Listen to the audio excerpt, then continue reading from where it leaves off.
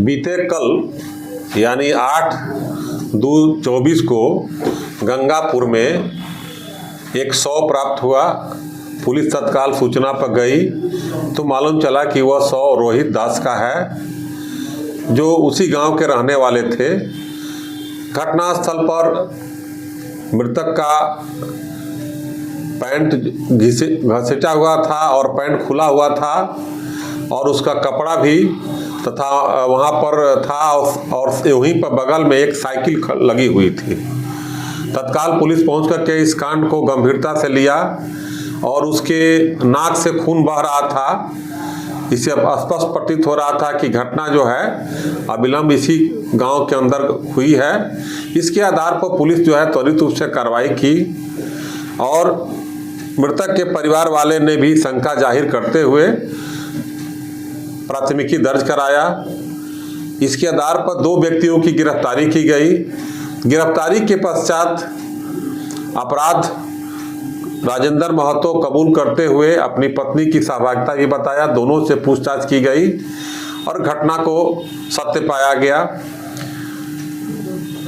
अनुसंधान के क्रम में यह तथ्य पाया गया कि संजू देवी नाम की महिला है, जो उसी गांव की रहने वाली है। उनसे पहले से मृतक का संबंध था और उस रात में भी ये उसके घर में गए थे।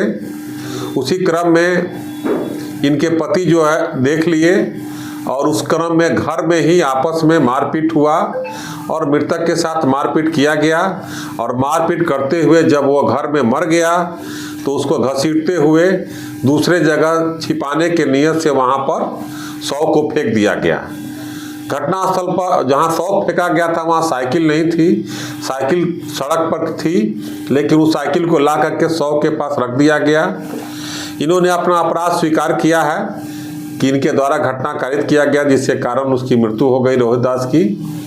और जो मृतक का मोबाइल था उनके स्वीकारोक्ति बयान के आधार पर अभियुक्त के घर से बरामद किया गया है तथा एफएसएल की टीम बुलाई गई और एफएसएल की टीम बुलाई गई। उसके आधार पर उसके घर के अंदर खून के छींटे मिले हैं, नमूने मिले हैं, जिसकी जांच भी आगे की जाएगी।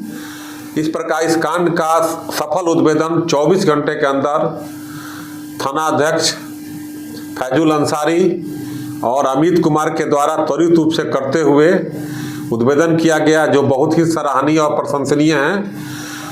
और इस प्रकार जो आम आदमी की वहाँ प्रतिक्रिया थी, उस प्रतिक्रिया को भी सुलझाया गया और इस कांड का उद्भेदन हो गया।